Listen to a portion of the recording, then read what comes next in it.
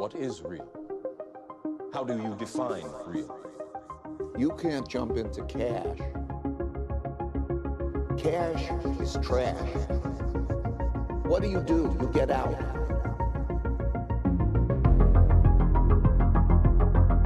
Knut Svanholm is the author of Bitcoin books, Sovereignty Through Mathematics and Independence Reimagined, as well as several notable pieces, including Bitcoin and Thermodynamics, Bitcoin and the Separation of Money and State, and Everything There Is Divided by 21 Million.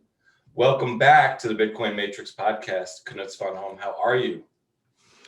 Thanks a lot. It's nice to be back. I'm fine, thank you. I hope you're doing well too. Yeah, I'm doing pretty good during these crazy times. I find myself a bit bored these days with $55,000 Bitcoin in a lot of ways. It's strange. I mean, it's in some regards beyond my wildest dreams, because you're watching, something that you kind of knew would happen, and you couldn't say it was going to happen until it became a thing. And I think it's already done just numerous things for the world. Yet at the same time, I still feel like we're in the first round of like a heavyweight boxing match. But like that took us like 10 or 12 years to get to. And, the whole crowd is against, the new contender.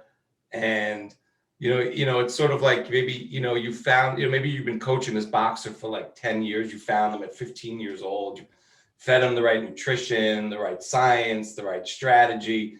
And you've been going through the whole circuit for 10 years and just annihilating opponents everywhere. And now here you are back at not back, but now you're at the title fight, but it's so early and no one in the house believes anything you've experienced. Yeah, I can relate to that, but this is not the title fight though. There's still a long way to go. And this thing never ends. This is hyper Bitcoinization, and we're living through it as we speak. This is how it will play out the way it will play out. And apparently, March 2021 is or April 2021 is Bitcoin is around $55,000, and so get them while they're still cheap. I think it's enormously cheap. I feel like we're at 5,000. Yeah, it feels exactly the same. Yeah, and I feel like in some regards, just in terms of mind share, or the recognition that something's going on here has just not broken through that much more in the last 6 months. And I thought that's what I kind of mean by back to square one. I thought this kind of like progression or progress would kind of pierce a lot of bubbles. Well, I think it has broken through for a lot of people on a personal level, but this is not while it is a collective thing in one sense, it's not a collectivist thought in any shape or form. It's about individuality, and it's about freedom of expression and being yourself and empowering the individual. So maybe that's why, like mainstream media and stuff, seems to be ignoring it so much. There's a connection there somewhere. It doesn't really, like you say, it doesn't really feel like $55,000. Yeah. And I had a thought earlier today. I thought I'd lay it out here. Like the internet, when it came, it's like when you realize what it was like anything that had to do with information was now shareable among everyone on the planet. You could share anything that could be like boiled down to ones and zeros. And in the beginning, that was just text and numbers, and then it became like audio and video and like pictures before that, but then audio as well and video as well. And nowadays we can do anything on the internet, like and share whatever. And in 2009, when Bitcoin came, the internet evolved into a multi a massively multiplayer online role-playing game where there's a game token that can actually bring you immense value in the physical realm. So Bitcoin is the thing that connected the digital realm to the physical realm in a very real sense that weren't there before. Does that make sense? Yeah, I don't think we've ever had such a bridge into the digital realm, and that's a whole other rabbit hole that's hard to get my head around. Is like, well, the digital realm is going to replicate the physical world or meat space, and what does that mean in actuality 30, 40, 50 years from now?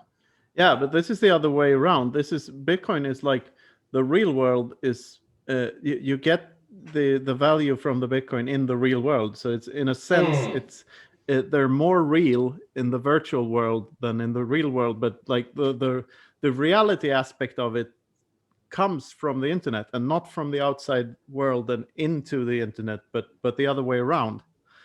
And I believe that's the first.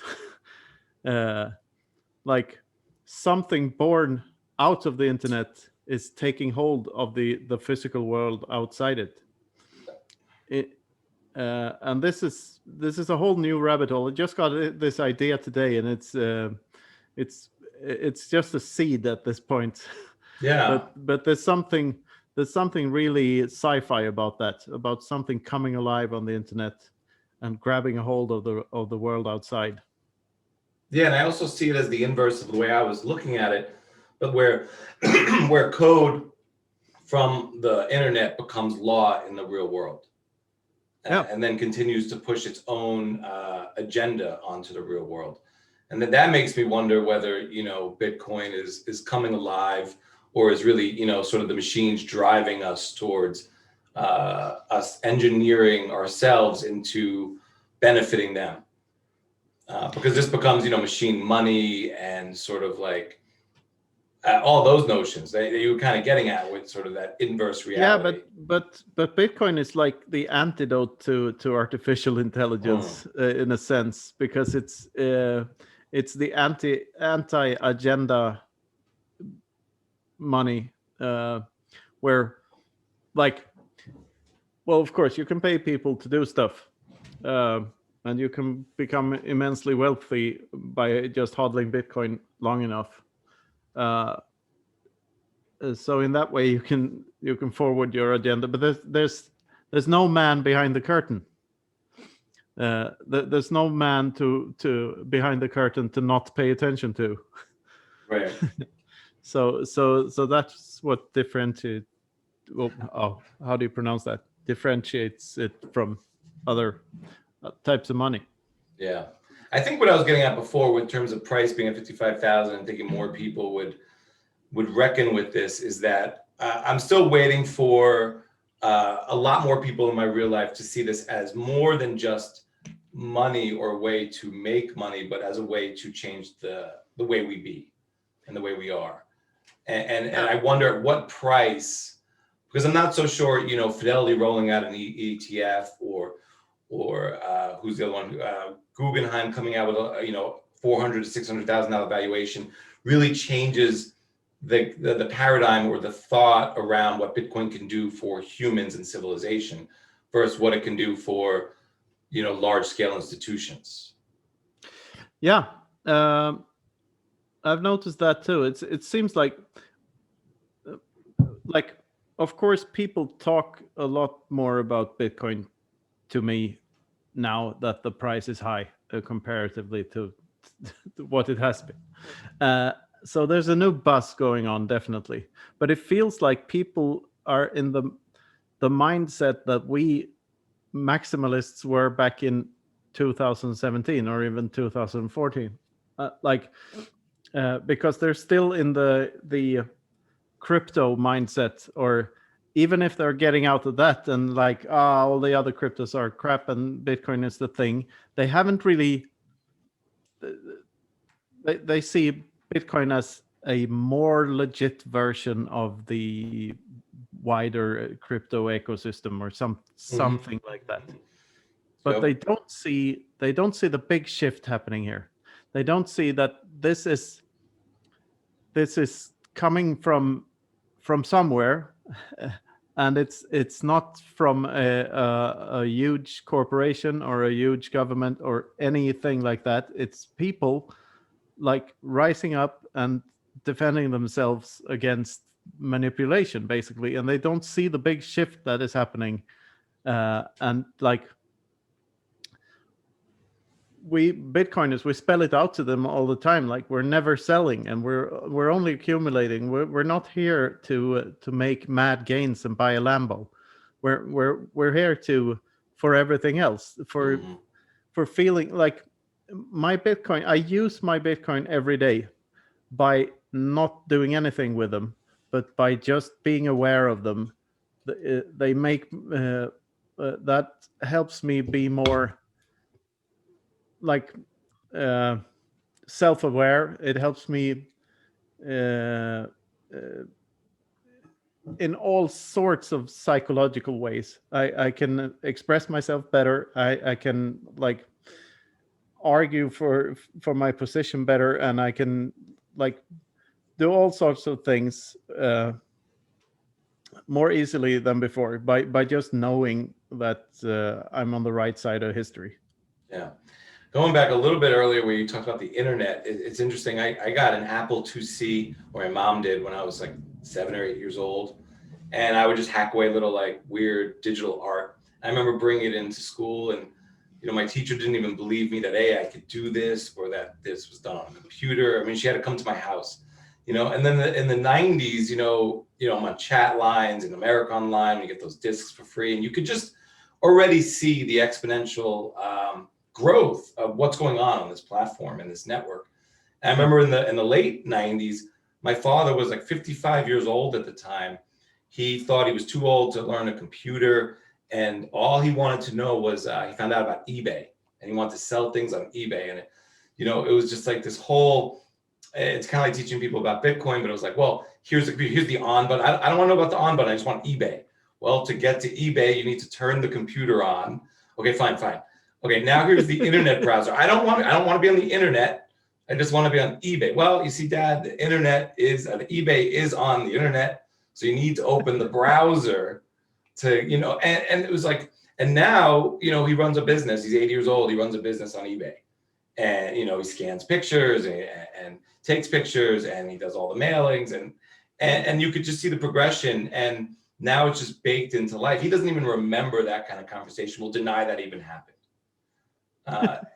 And that's what I feel like I'm still in 1994 in that regard. But this time I think things will happen way quicker because of the internet baked under it with those rails. Yeah, of course. The network effect is already there in a sense. And yeah, I know that generation of boomers, it was like quite a huge chunk of them said that they were really too old dogs to train. I mean, they never got computers, or never got, like, my mom still struggles with knowing what's on her computer and what's in the cloud, and what a program is, and like what a folder is. She can never really. I suspect she never really understood it. But then there was a part of that generation that just said, no, this is not for me. I'm too old to learn new things. But I would say a curious mind is never too old. Stay curious, because like the healthiest minds, old minds out there are curious minds that are eager to learn all their lives. Yeah. My mom's 79 years young, and she does everything still on the computer. She's still very, she kind of runs a newsletter for organizations that she's involved in, and she's studying the open rates and the link rates, and she's embedding links. And if she doesn't know how to do something, she just goes to YouTube and figures it out and gets whatever she wants done. Yeah, it's 79. Awesome. Yeah, that's awesome. Just plugging it away and hacking every system. There's a library 100 miles away where if she goes to that library once a year, then she gets every book that they have access to free digitally. So, and then she gets to own those books in a way. So she just kind of figures everything out. Excellent. Yeah. I kind of want to turn to some of your latest work, the separation of money and state, and kind of the bigger topics that we were alluding to that Bitcoin is here for. And I'm kind of curious what would be like the belief system on a society on a Bitcoin standard? I believe Bitcoin, the philosophical worldview that best describes Bitcoin is the one closest to Austrian economics, and that is objectivism, what Ayn Rand talks about a lot. And that is like, if you really approach life from an objectivist point of view and try to make rational decisions about real stuff, then you end up in the thought of Bitcoin, of course, because it's the most rational thing to hold on to, like the most rational thing to invest in. So I've been listening to a lot of Ayn Rand lately, and look up objectivism and what that school of thought teaches, and I find it very, very nice. Like there's a lot of Bitcoiners that are into Stoicism as well, from the thoughts of Marcus Aurelius, the old Roman emperor, and like more rationalistic worldviews are needed, I think. And I dislike the Jesus smuggling that is going on here and there in this space. But of course, I'm all pro that you are free to believe whatever you want. I just believe that what got me to Bitcoin is the rationality of it, and like the trying to get out of the cult of fiat money is what led me here. So I believe the old system is more akin to a religious system than this system is. This is objectivism. Do you think some of that old system is leaking into Bitcoin via religion? Is that kind of what you're alluding to with? Not necessarily. I mean, the comparison between in a way, a lot of I know that the views on religion in America are very different from the views in Europe, and like the Americas were like the first secular states on Earth, but pretty soon after in Europe the states became secular there as well. But then you have a thing in North America which we don't have in the European countries, and that's that all the churches are tax exempt. Mm-hmm. So all the religious organizations in America are tax exempt, and companies are not, or other, like if you open a philosophy school or something in America, that's not tax exempt. But if you hold a religious sermon or like a course in Christianity, that could be tax exempt. So I believe that, or college or university. Yeah, exactly. So I believe the North American views on religion are skewed by that somewhat, and as a result of that, you have a higher percentage of believers or a lower percentage of atheists, and I believe this is very connected to why all your presidents have to say "God bless America" after every fucking sentence they say. So that thing never happens in Europe. Here, it's atheism is much more accepted in that sense, and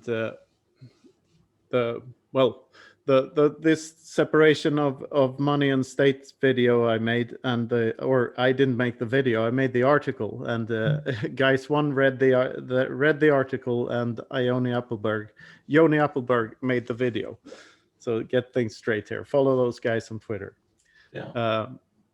And subscribe to Yoni's YouTube channel. Now, where was I? It's the article. It's one of my more provocative pieces, I think, and but I felt I needed to tell that side of the story, like because I think the Jordan Peterson, Carl Jung crowd in Bitcoin has their narrative is like taking center stage, and I love many of these guys, like Breedlove, for instance. I really love his views on Bitcoin, and but what I dislike about it is the like religion. Christianity as an antithesis to statism, which I don't believe it is, because my line of thought, then statism is just another religion in my book, and just as collectivistic and just as bad and just as much of a belief system than any other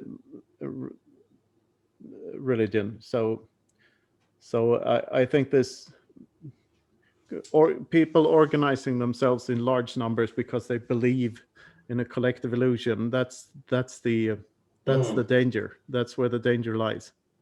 Yeah. I feel like I don't have a dog in the fight, in the sense that, like, I was raised, or I think I'm secular, and I don't like labels of any kind for myself or anyone, but secular in the notion that I wasn't raised in a religious household.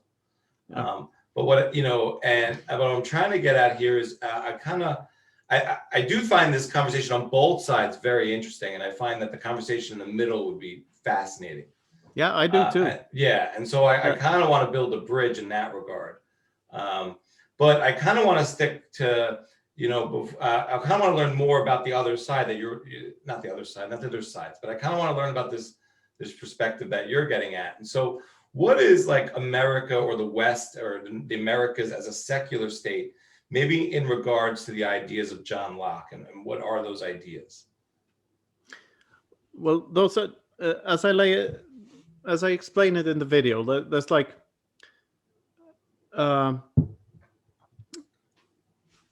before there were civilizations at all, or before there were nation states, when we lived in tribes, humans lived in tribes and walked a lot across the earth, and caught a mammoth here and there. When we did that, we had our tribes, or little bands or groups, were very seldomly exceeded Dunbar's number, which is how many people you can remember in your head, and like how many people you can know at the same time, and it's about 160 persons or individuals. And this is like the size of a flock of baboons or chimpanzees. They usually don't exceed that number either. And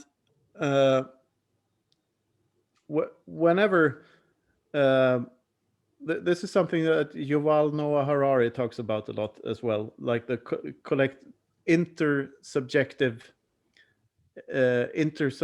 thoughts and intersubjective truths. There's like the objective world, and there's our subjective feelings and thoughts, but there's something in between there, which is our intersubjective beliefs. And we need those to order ourselves, like to form bigger tribes than 160 individuals. And the first step towards that was like belief in a higher power, because as soon as belief in a higher power was invented or discovered, or whatever you may call it, leaders of human tribes, like the alpha males, the silverback gorillas, so to speak, were able to make people do things for them by referencing this higher power, and this is what this higher power wants. And especially with ceremonial burial, you can see historically how civilizations become much larger after they invent ceremonial burial. This happens with every civilization that invents that becomes larger at a fast pace at that point in history. And why does that happen? It's because you can tell your younglings, or like your 18-year-olds, that if you go to war with this other tribe here on the other side of the hill and kill them all, you will come to heaven and have like 16 virgins or whatever. You can, the promise of an afterlife can make people do the most atrocious things to each other. And like this is how war started, like large scale war. This is how I view this. And the connection to statism and to especially to central banking is like, there were higher powers that could make people kill each other, and like eventually we formed nation states, and nationalism and patriotism became a sort of religion in itself, like I'm doing this for the greater good of the country and so on. But after that came central banking, which could give you a promise of a better life here and now in this life, not only in the afterlife, but here and now in this life. And that's how I view the promise of a better life here and now, because of an ever-increasing price of your house, an ever-increasing salary, ever-increasing whatever, to be the lie that the leaders of today use in order to subdue people and to keep us, well, maybe not make us go to war with each other, but at least we're good little puppets. By believing in this religion instead of the other. And how this ties into John Locke is like, secularism was sort of invented in order to get the different religious groups of that came from Europe and banded together in North America to like these ideas got into the Declaration of Independence, and the founding fathers, John Locke had a huge influence on them, because it had to do with the other thoughts of freedom of expression, freedom of speech, property rights, and so on. Like the freedom to exercise whatever religious ritual or belief you have is a huge part of that, including no religion at all. And so that's the ideas that are baked into to the Declaration of Independence, which explicitly says that the government shall make no law prohibiting any sort of religious expression. Right. I struggle with like sort of describing myself in this notion, but I think you kind of hit the nail on the head. I think, in the sense of being secular, I think, in the house I grew up in, we wanted to be assimilated, and we wanted to be a part of those American dreams: freedom of speech, freedom of expression, life, liberty, happiness. And I think there was some sense of, if we were, because we're Jewish, and I love being Jewish, especially culturally, and there's a lot of things about religion, about the religion or the history, the tradition, and some that I enjoy, I partake in. But I don't do things ceremoniously too often. I do them kind of by choice. But there were periods in my life where I really questioned everything, and I was very confounded by, am I questioning, being a Jew because I was born a Jew, and therefore would I question, anything I was born? And I think I ran from sort of like that self-identity for a while. And what I'm kind of getting at here is, I'd like for you to kind of, what is atheism, or what is it to be an atheist, in the regard that we're talking about? Because I know that's probably, you can kind of define that in different ways, maybe, I'm not sure. Yeah. Thank you for that question, because this is the question I was hoping for, because this is so misunderstood, the definition of atheism. And like, atheism is just the lack of a belief in theistic ideas, and it's nothing more and nothing less. So maybe people often confuse this with agnosticism, And agnosticism is saying that you're not sure if there is a God or not. And that's what I used to call myself in my 20s. Yes. And so that's like there's a 50% chance to one way or the other. That's mainly agnosticism in my definition of these words. But atheism is not the militant view that there is no God, and there is absolutely no God, and this is not. That's not exactly the point. Like the point is, the burden of proof is on the person making the claim. So if I claim there's a tooth fairy, the burden of proof is on me. Like I have to prove to you that there's a tooth fairy, otherwise you won't believe in the tooth fairy. And for me, being an atheist, it's not a thing. There's no such thing as an a tooth fairyist or an a Santa Clausist or an a Mickey Mouseist. I mean, I just don't buy these ideas. I don't buy them at all. I find the idea of a Boltzmann brain much more fascinating, for instance, if you know what that is. No. That is like an idea that preceded the simulation theory idea. And the idea of a Boltzmann brain is if the universe is infinitely large and there are infinitely many particles in it, then at some point in time somewhere, the particles will just pop into existence or align or bash together in a way to form a human brain somewhere out in space, existing for just a nanosecond, just long enough for thinking, what the hell am I doing here? and like a human brain, like your brain or my brain, the exact same particles that make out my brain or your brain will materialize somewhere in the universe and say, hey, what's going on, before just freezing to death and dying out in space. And not only that, but if the universe is truly infinite, this happens all the time to all brains. And this is where it gets really weird, because it's sort of like simulation theory. Are we living in the matrix, in the matrix, in the matrix, in the matrix? Because we might be living in an infinite regression of sub simulations of reality. And these graphics might be crap, actually, and there's a whole real reality out there with much better graphics than what we view as reality now. But the Boltzmann brain is sort of the predecessor to that thought. And I find these ideas very fascinating. I find the idea of like some entity having started the whole thing, or some entity giving a crap about what we do, to be just ignorant, to be honest. I mean, but back to you. You say you're Jewish. Well, do you identify as a Jew? Strongly, yeah, I do. Okay. Yeah, I don't, I mean, I don't know what that means, other than that's who I am. Yeah, like, let me. Do I identify as my name? Yeah, sure. Do you identify as an American? Well, I used to hide as a New Yorker.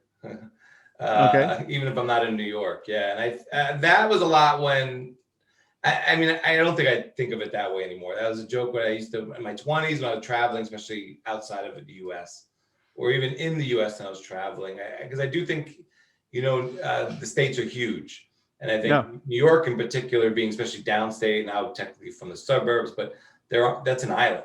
And so like we're a little bit like, I think a little bit different mentality, to be honest. And I would say vice versa. I'm sure someone from Texas would be like, hey, we're a little different from the people in New York. And even in New York, there's a lot of differences between regions. But I to go where you're going, yes, I would say yes, check. Because I find it fascinating. Of course, it ties into all the history with the Jews and all the horrible parts of that as well. Yeah. But I find Jews to more to a larger extent than Christians. Like I was raised sort of Christian. Well, I was never baptized because my parents didn't believe, and that was sort of out of the norm back then in the 70s when I was born. That wasn't really normal to not baptize your kids, but like we finished school, we had a sermon in the church, and like I think I even attended Sunday school at some point, just because all the other kids did, and stuff like that. So it wasn't, and of course, I've attended marriages and funerals and whatever, baptisms. So it's not like religion is completely out. It's not like I'm militantly fighting it every day with fangs and claws. That's not the thing. But I find it fascinating with Jews that they are mostly not as like all these superstitious notions about higher powers and beings and angels and stuff. That's not at all. I mean, it's much more common for Jews to actually be non-believers when you when you really ask them about their worldview. So, but then again, you identify much more as a group than Christians do. Yeah, I don't know. I think it's sort of like, well, we're mixed, and I try not to be a part of any group of more than probably 4, which is my wife and 2 kids. Okay. I've never been part of a group. I think that was kind of maybe my struggle in my youth. I think. But a group identity more, not a physical group, but like you identify. I do, yeah. I mean, I self-identify, and then I think I do see myself as part of probably a larger metaphysical group, and I think that's a weird thing and something I don't really think I intellectually believe in terms of tribes or nation states, but. And I think there's also sort of like self-selection by, how whatever you're born in, I think you either run or run to it, run away, or run to it. But, I remember growing up thinking, like, especially around the Iraq war in the early 90s, I was like 15, 14 years old, 12 years, I don't remember. But like, there's a difference between like, yeah, I'm an American, and like the Jews in Israel have very different, they're Israelis. And in that regard, I was like, I'm not the same. I don't, I want like my town to do well. I want my community to do well. And what our interests aren't always aligned. When, on some issues, I think our issues are definitely always aligned as Jews in terms of whatever that tribally means. But I try not to act or move in tribes or identify myself as a group or being a label, just as an individual, and that's why like I don't feel like I have a dog in any of these fights, but I do have my own thoughts. Like, so there are things that I do love about Judaism, but I'm not someone who practices Judaism. There's what are the things you love about it? What are the things I love about it? Well, okay, like I've studied the Talmud, and I love the logical. We did just a lot of like studying of logic, and there would be these parables, and we would have to like kind of debate like what was right and wrong in this parable, what was the meaning of this story. And I love like trying to learn from like lessons from literally 99 generations. And there's some stories I love, like Masada and the Battle of Masada, and they'd rather die than not be free, And I don't know if you know that story, or that's the version of the story I heard, and the notion I took from it. Is that from the Old Testament? I don't know. I don't know if Masada is in the Old Testament, to be honest. Some other text, but maybe from some other texts. But I love that story. I love, I mean, there's more to it, but like, like I was saying before, I don't know if I was born into something else, I'd probably find these other things that were beautiful and to love and things that were passed on. I think my whole rejection of religion is really on the organized, centralized front. But that is, I would say that is mainly what I'm against too, like the collectivist mindset. But I go one step. And that's further. Anywhere. Like I just don't want to be a part of a group. I don't want to be labeled as anything. That's why we're having this conversation now, because we're both like that, right? But I believe what I tried to do in that video, in the article, and that video is like take that argument a step further, because I think the idea is the bad seed that makes the collectivist thing so horrible, and makes the cult so cultish in the long run, because it's the idea that's dangerous, and it's the idea that needs to be dissected and needs to be under scrutiny, however you may put it, because. And that's not only the idea of an almighty God, but it's the idea of central banking, and it's the idea of Keynesianism, like inflationary currencies. That's just an idea that everyone takes for granted nowadays, and it's incredibly destructive to the entire planet. Like, we wouldn't have this environmental problem if people were thinking more long term, naturally. But we can't ever think long term as long as we have inflationary currencies. And most people are it's just too wild a thought for them to see. They can't see the parallel there between these things. And it's very depressing. But then again, life was sort of depressing until Bitcoin happened. Not on a personal level. I mean, I've led a pretty good life. I've seen a lot, and I've had a somewhat successful career and everything, and healthy kids and a lovely wife, and all I could dream of, really. But it's hard not to be cynical about the world when you see it for what it really is, and it's hard not to be negative, and but Bitcoin is definitely a beacon of hope for those of us who love freedom, and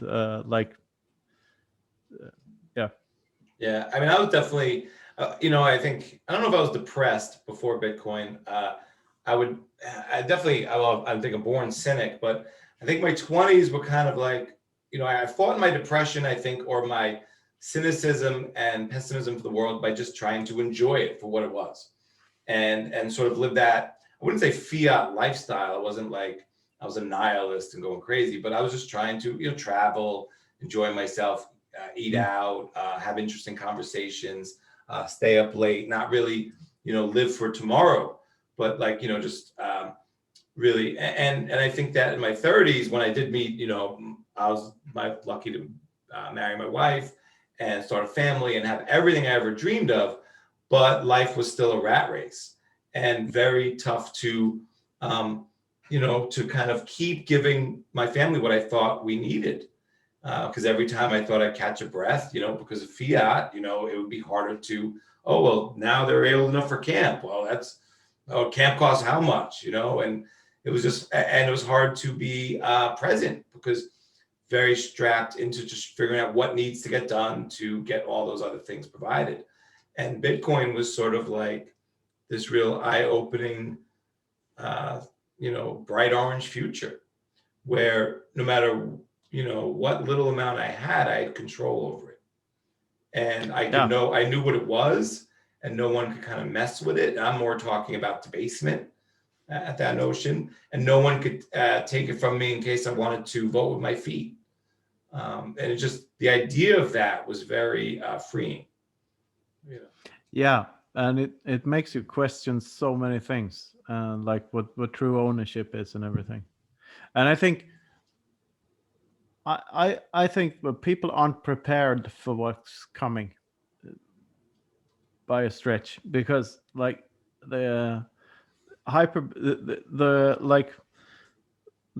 greatest shortcoming of the human brain is its inability to understand the exponential function, and the exponentiality in Bitcoin is the network effect, and that still very few humans that own Bitcoin, and when the tipping point happens and when the tsunami comes, that event will be so weird. And I think we might just be weeks away from it. And considering like MicroStrategy and everything Michael Saylor has said to all these higher ups everywhere after just accumulating, and like he's all into the a finite number of tokens is the shit thinking, and like scarcity is the thing here. There's nothing stopping this thing, and there's no replacement. There's nothing replacing it. There's no Bitcoin 2.0, and there will never be.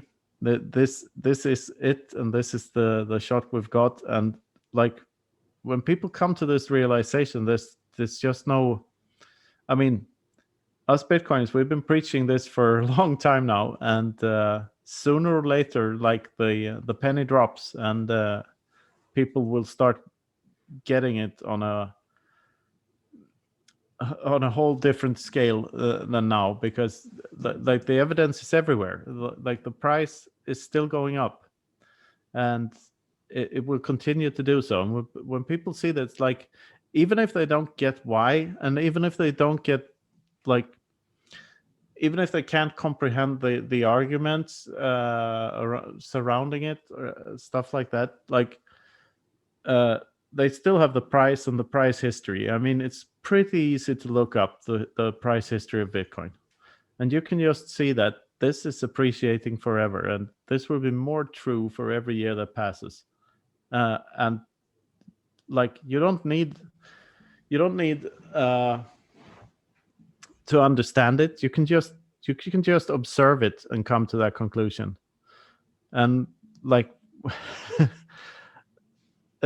this in combination with like the halving coming up in less than 3 years now, right? Or is it 3 years? There's a bit more than 3 years. Maybe a bit more than 3 years. Yeah. 3 years in a month. Yeah, something like that. Give or take block times. Yeah.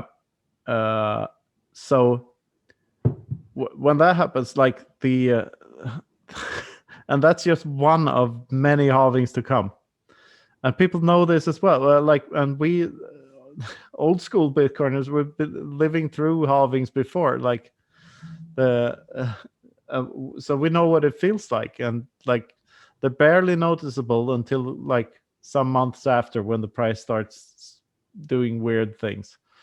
And when that happens, like what is it now? There's like 1.5 minutes between each Bitcoin that comes into existence. Sounds about right. Yeah. Something like that, right? Yeah, more or less. Give or take 15, 20 seconds. Yeah, and it will be 3 minutes. After 3 years from now, it will be 3 minutes between each new Bitcoin. That's one new Bitcoin every 3 minutes for 8 billion people to share. 8 billion. And it's not 8 billion people that are fighting over it, but it's 8 billion people's money that are fighting over it.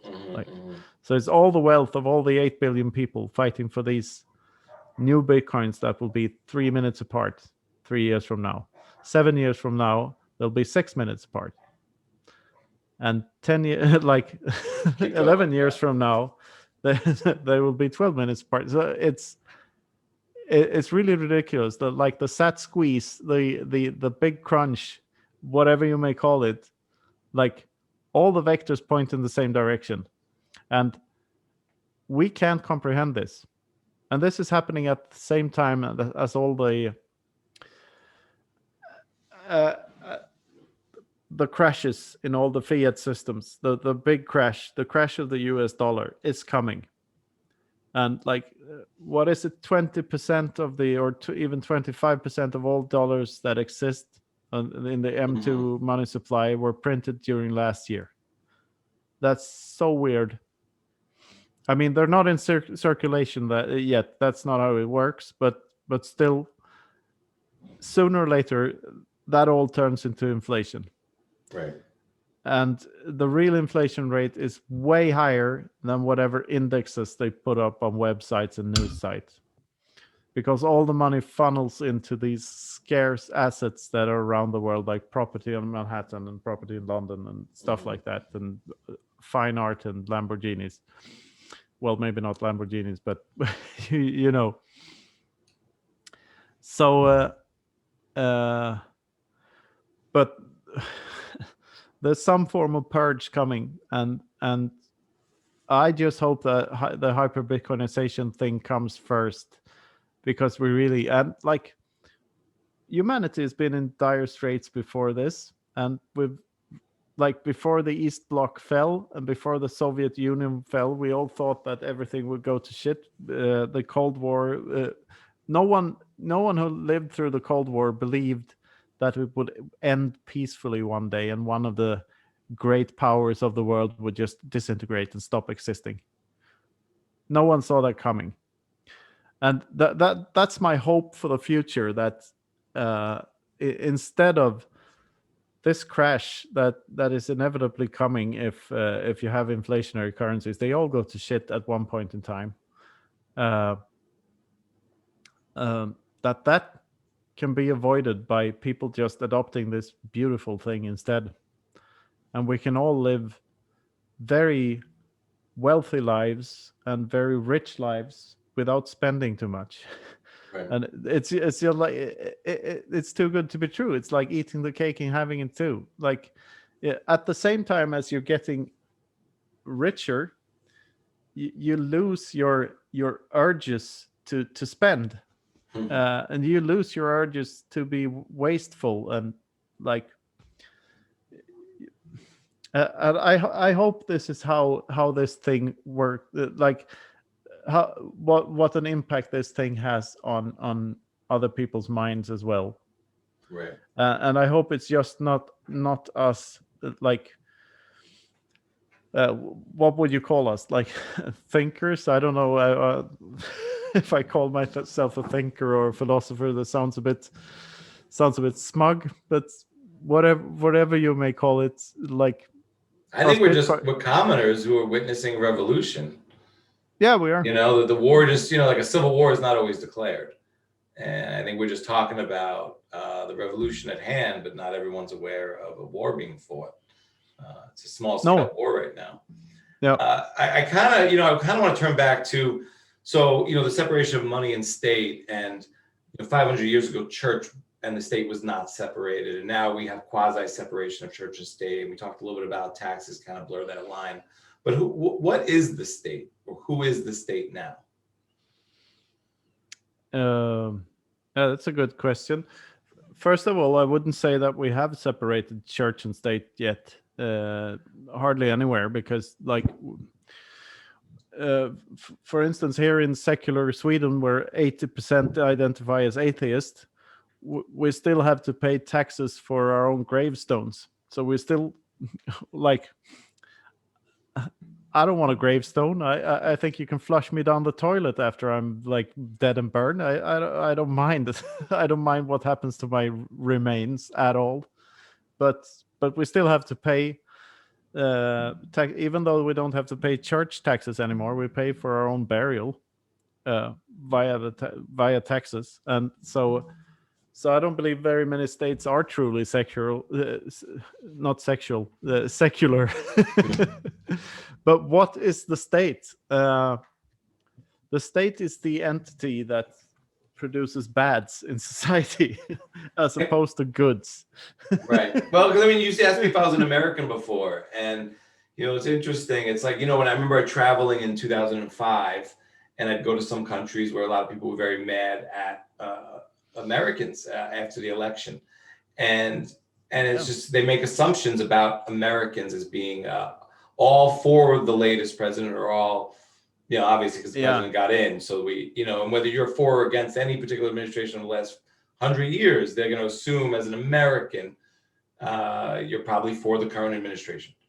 And as a traveler, I didn't always want to be identified, period, but less negatively, maybe, and it's interesting, like, who is the state? And I wonder, like, I think we were also kind of getting at maybe, like, is central banking the elites of today, in the way the church was?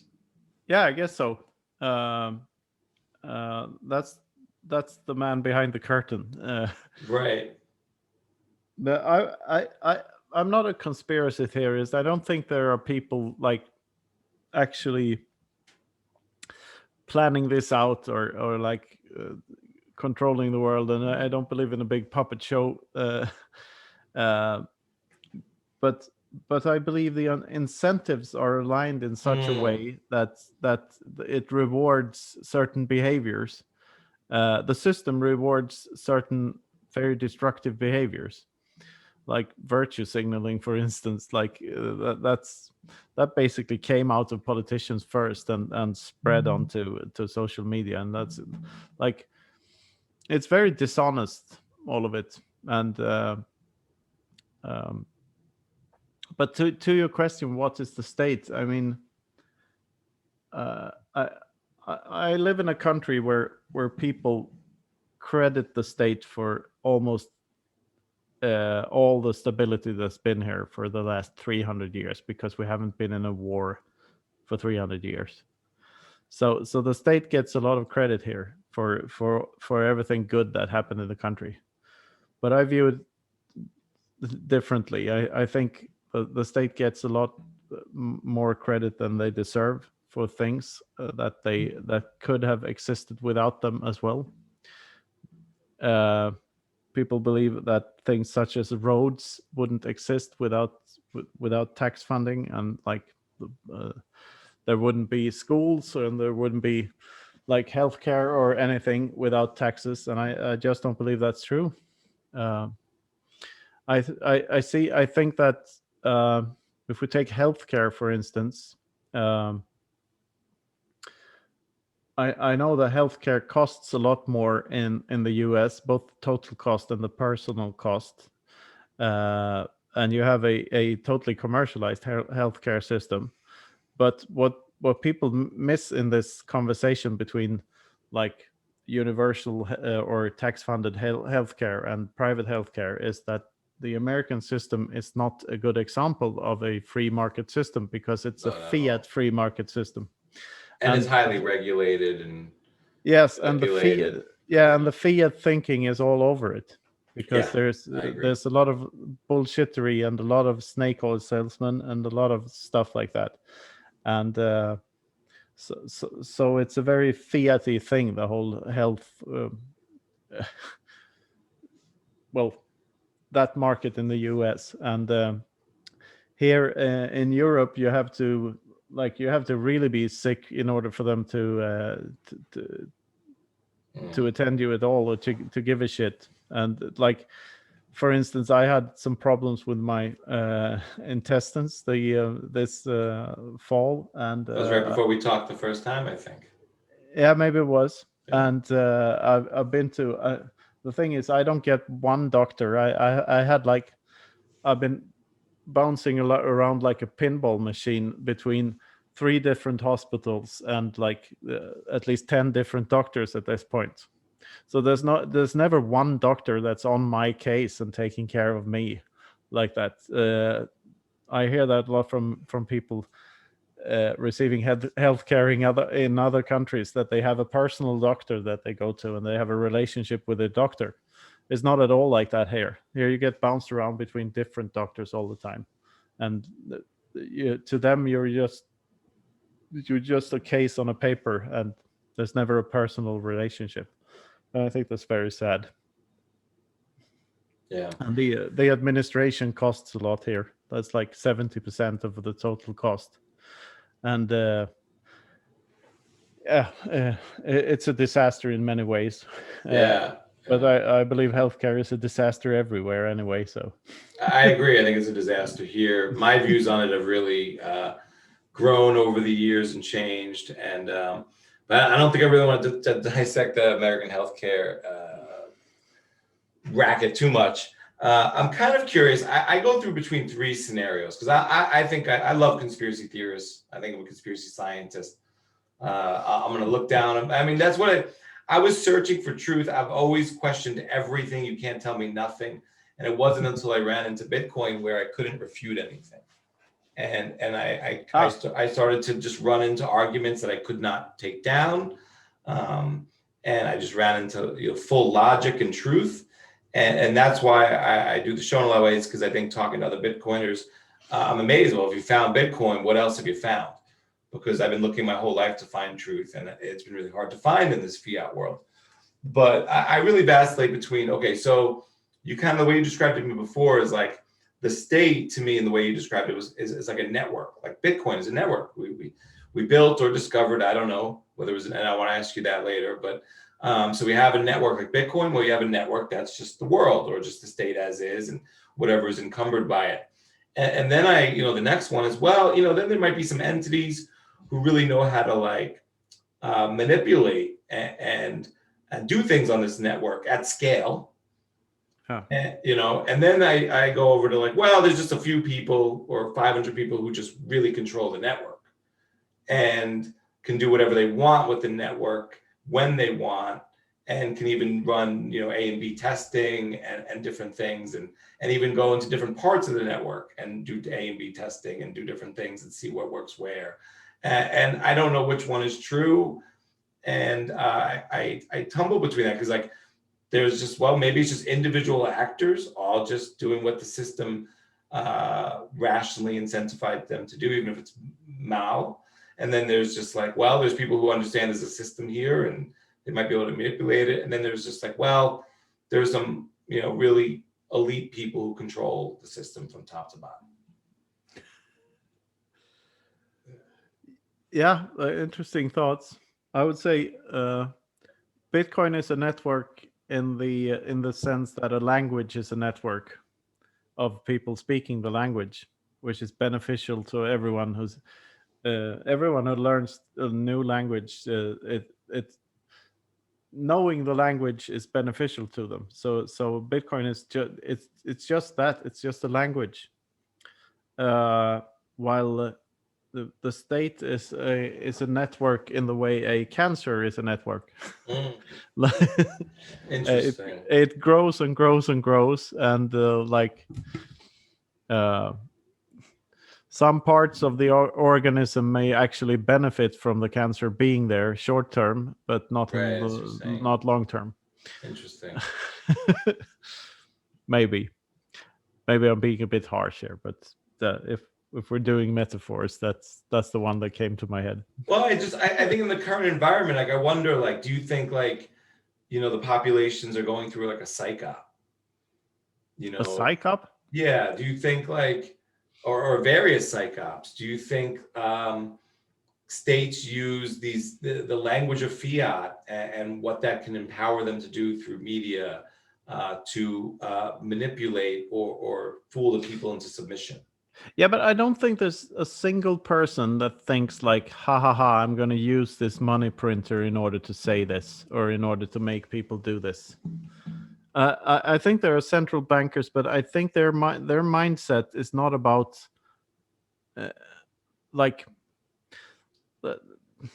whatever benefits politicians or mass media gets from fiat, from money printing. It's like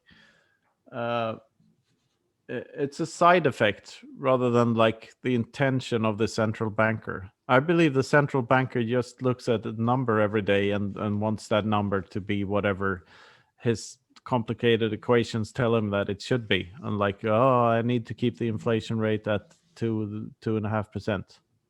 And it doesn't care if house prices go up by 50% every year, because all he's looking at is the price of cheese. So so I don't believe there's like a conspiracy in that way. I believe the incentives people have are aligned in such a way that there's dishonesty in media and in politicians is a side effect of a larger problem. What do you think that larger problem is? That's fiat Just currencies. fiat, right? Yeah. And it's just a cancer in and of itself. Yeah, exactly. Got it. And like, it's going to, I believe it's going to get really weird now after this hilarious money printing during I mean, there's a lot of debate about if COVID is a disease dangerous enough to be classified as a pandemic. There's a lot of debate about whether vaccinations are good things or not. There's a lot of debate about whether lockdowns are a good thing. There's a lot of debate about whether testing is a good thing. All of these things are debated. The only thing that you never hear about is the money printing that has been going completely fucking bonkers during last year, and that's what's going to have so much bigger impact than everything else. What I can't get over is if I'm close to the money printing, or I'm the source of the money printing, then I can buy my opinion in those debates, and I can drive larger narratives by choosing how that money gets doled out. Yeah, and in a way, you are closer to the money printing since you're as an American. I think that makes me part of the state. Because I think every time you use fiat. Right. Well, there are Americans, that are closer to me than the money spigot, and then there are Americans that are less close, and then there, as a group, we're just closer to it than everyone in the world. Yeah, exactly. And one of the things, and I think it was Bitcoin Tina who said this in Clubhouse, but like, okay, what if we export all the inflation into Bitcoin? Yeah. And we being the state here, right? Not me, not you, but okay, right? And Bitcoin goes up astronomically. Yeah. But maybe it's relegated in the narrative for most people that is something that is for the institutions or the people that have multi-general wealth, or it's too expensive, and they never wake up. And so now you have, I think, a paradigm where Bitcoiners don't really change the world until they become the economic majority. And along that way, you're going to have the masses hate Bitcoiners, maybe. Yeah. Versus, if like right now the masses were waking up and saying, well, 5,000 to 50,000 is the same as 500 to 5,000 and $5 to 50, and then thinking about, well, what is going on here and what value is being captured. All they see is it's gone up, and either they think it's the top, or they think it's too risky, or it's for Goldman Sachs clients or Morgan Stanley clients. Could it be neutered that way? It's a good question and a complicated question, but I think there's a point in the future where state level FOMO kicks in, because even though it's hard for states to own Bitcoin, because a state isn't a person, and like they would have to custody it somehow, and there's always risks with all that, and like nation states aren't really good at doing IT. Can a nation state actually own Bitcoin in some regards? Yeah. I've been arguing about this in my book. In terms of security, and I'm just saying, like, would there be certain individuals within the state? Yeah, I know you're talking about multi-sig, but at some point, would some group within the group be able to take the Bitcoin from the state, and therefore it's not actually. Because if that happened, it was never owned by the state. I envision one of those, like in a Hollywood movie where there's a nuclear warhead and there's two big red keys, and two guys needing to turn the keys at the same time. Right. And that would be like actual private keys that you need to turn them at the same. That's the multi-sig setup. Yep. You have one guy here and one guy in another state. But then you'd have to have physical people keeping them apart, and they could always go to another country together. Exactly, and I've been thinking about this a lot, because the incentives are all there for them to just take the money and leave, right? So it's much harder for the or spent. Yeah. But for argument's sake, let's say that there's a way for nation states to store Bitcoin securely. Sure. So even though that whole part of the rabbit hole is very fascinating, and I've been down it several times before, let's just, for sake of argument, say that there's a secure level. And when that kicks in, that nation's leaders and that nation's central bank realizes that we need to accumulate as much of this as we can, as fast as we can.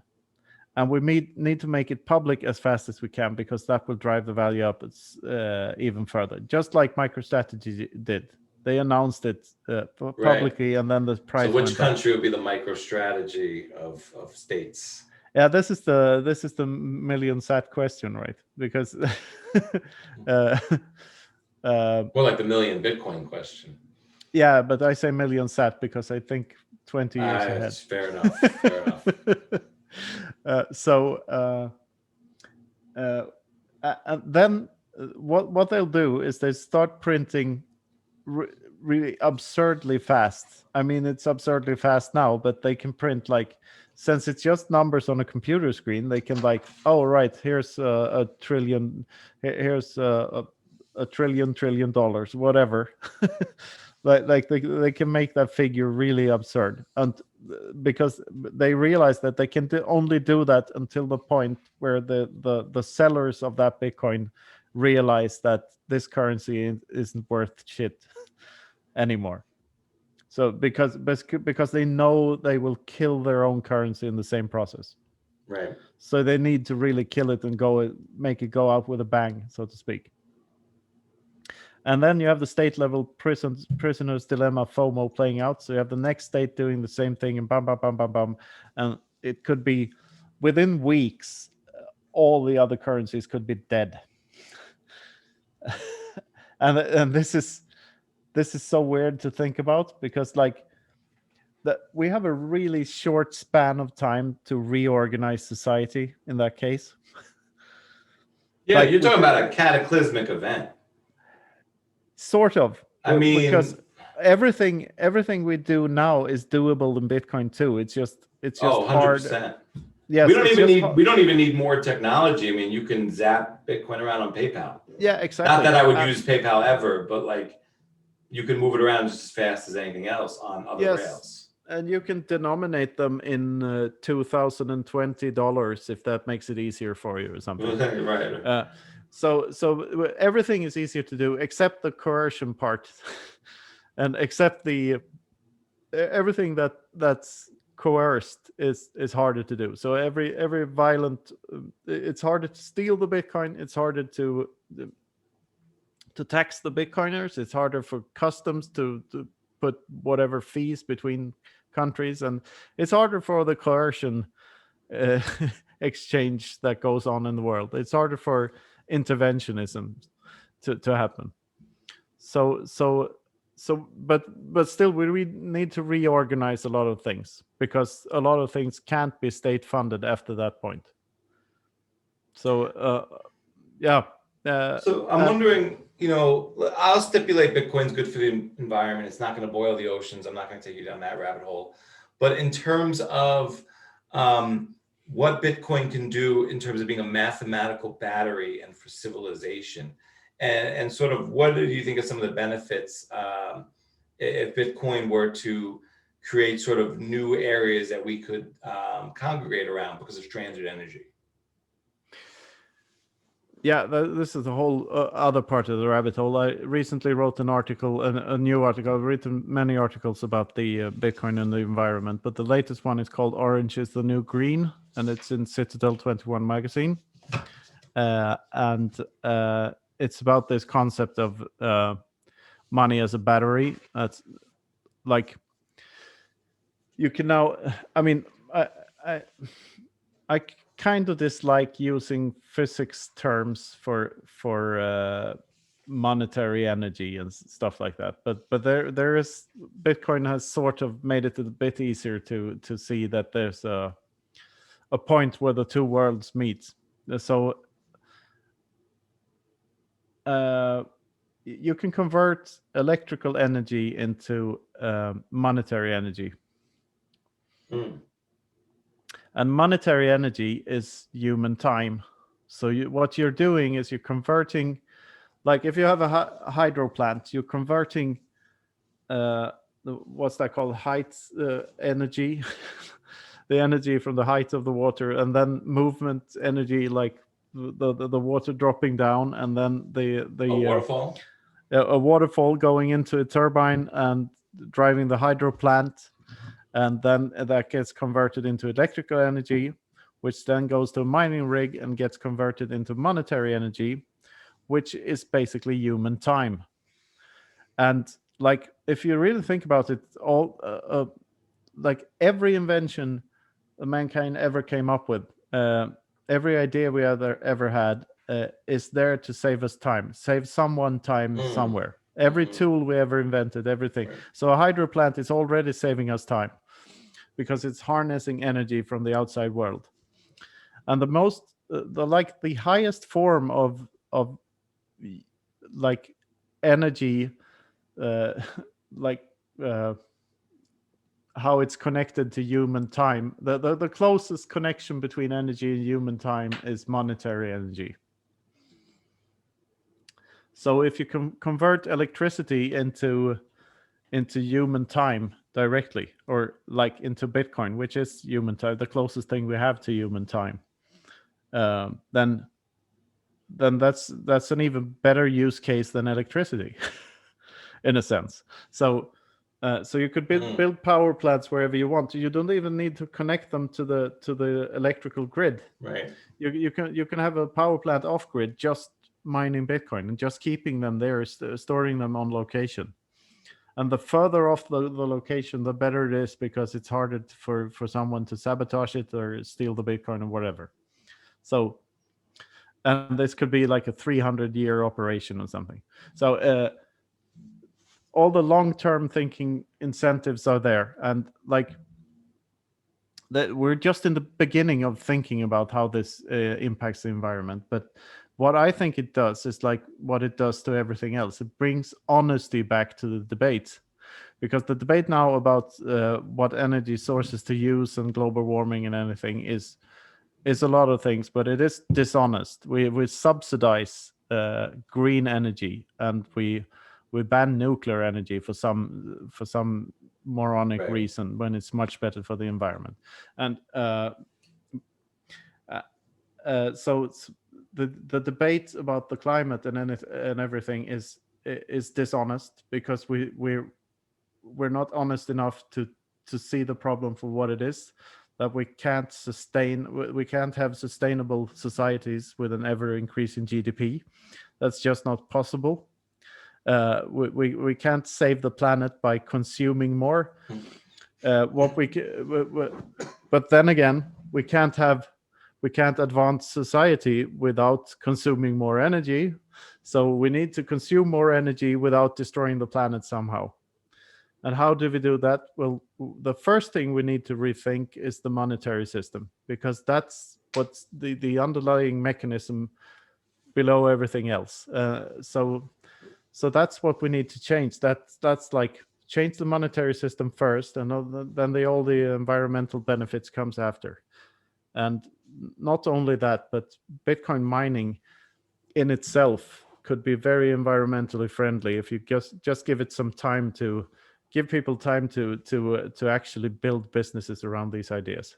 Yeah. And you have Aker in Norway doing this, the big firm in Norway that bought Bitcoin.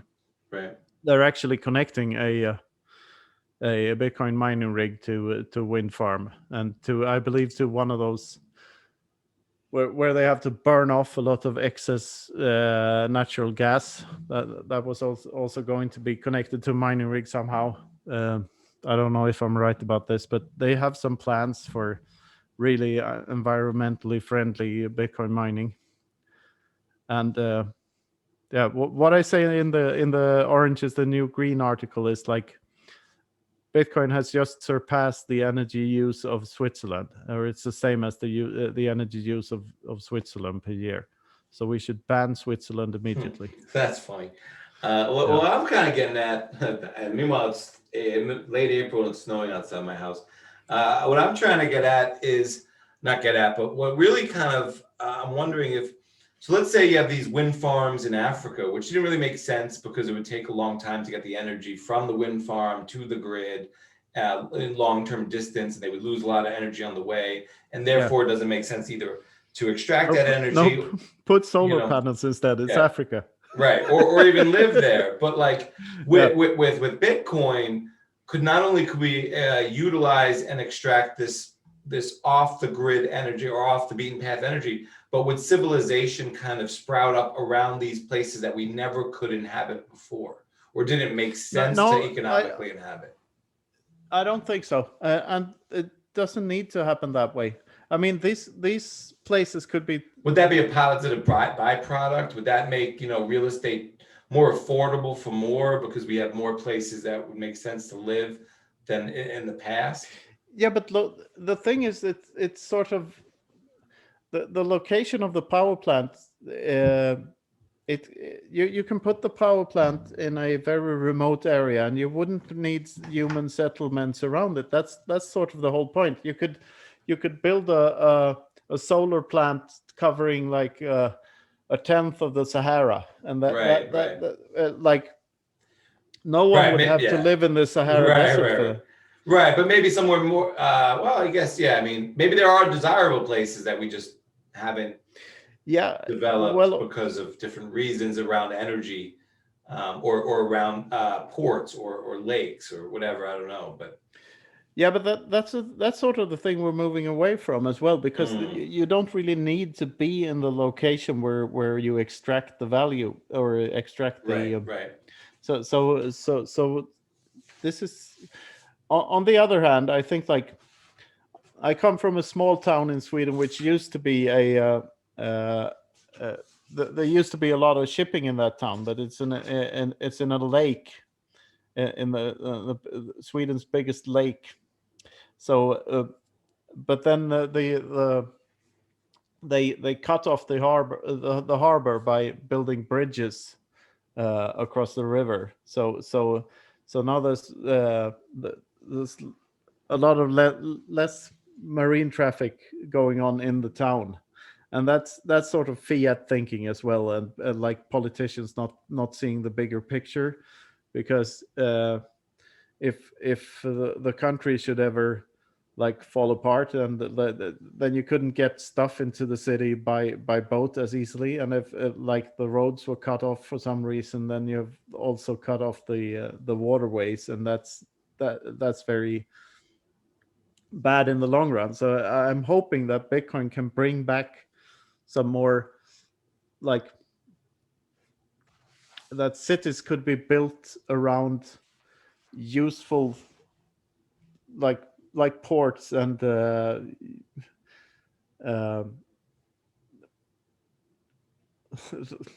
what am I getting at here? That the cities would be built more in line with what you used to build them around, like waterways and like fertile ground and stuff like that. So you could have your local beef and you like all the local goods.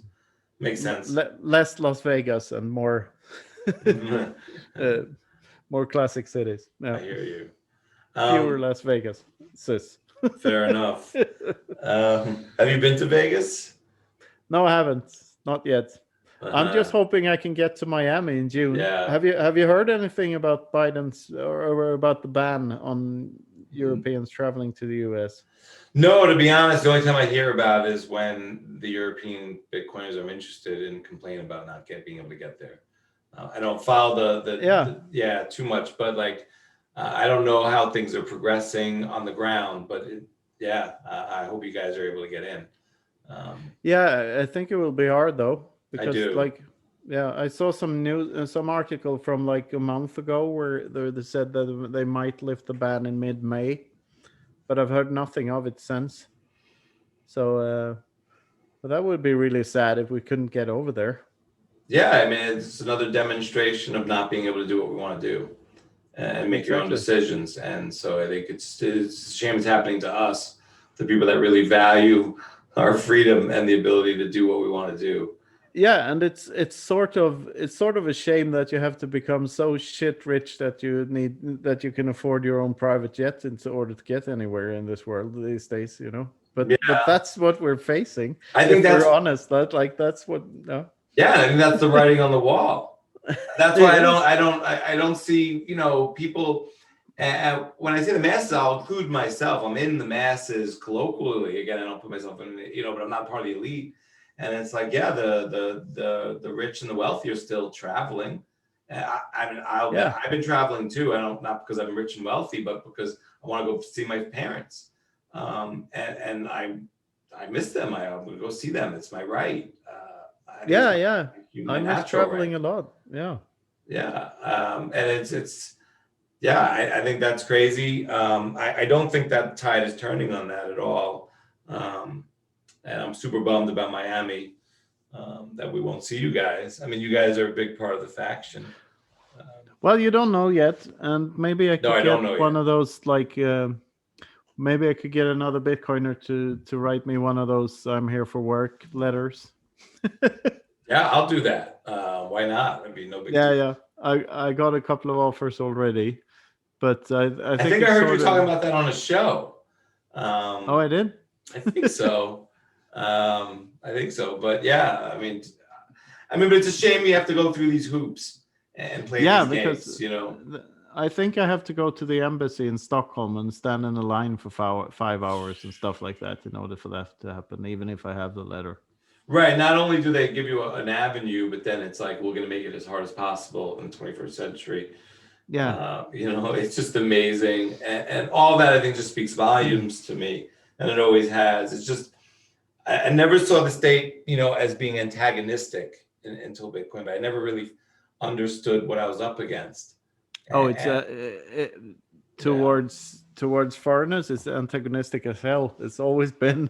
Yeah, well, I mean, you're kind of raised to like work with the state, and if you want to make change, to work within the state apparatus. And I'm not saying that I was looking to be of or in the state, but it's like you just don't think about it as an other. At least I didn't. The US is so big, so you can afford not to think about outsiders. Right. There is some change where you can even go to different states or different cities or whatever. But one thing I want to ask you about is what is Aliencoin, and could it surpass Bitcoin? Oh, this is a debate I had a couple of months back. The premise is this, like, an Aliencoin is could anything ever replace Bitcoin? Well, imagine an alien species coming to Earth because we're worthy now that we've invented Bitcoin or something like that. Mm-hmm. And it just so happens that they have a cryptocurrency of their own which is provably more decentralized and with more proof of work and a longer chain and whatever. So basically a better Bitcoin with a longer history, a way longer history. It could be like, this is a galaxy spanning civilization. And would that thing replace Bitcoin? So it's a thought experiment, basically. And I believe, first of all, the hurdles and like the odds of that happening are so low that like even discussing this thing is weird. And would we start using the aliens means of the aliens type of money? I don't think so. Because we would be giving up our sovereignty as humans if we did. I don't even remember what I wrote in the article. But this is the Aliencoin attack vector.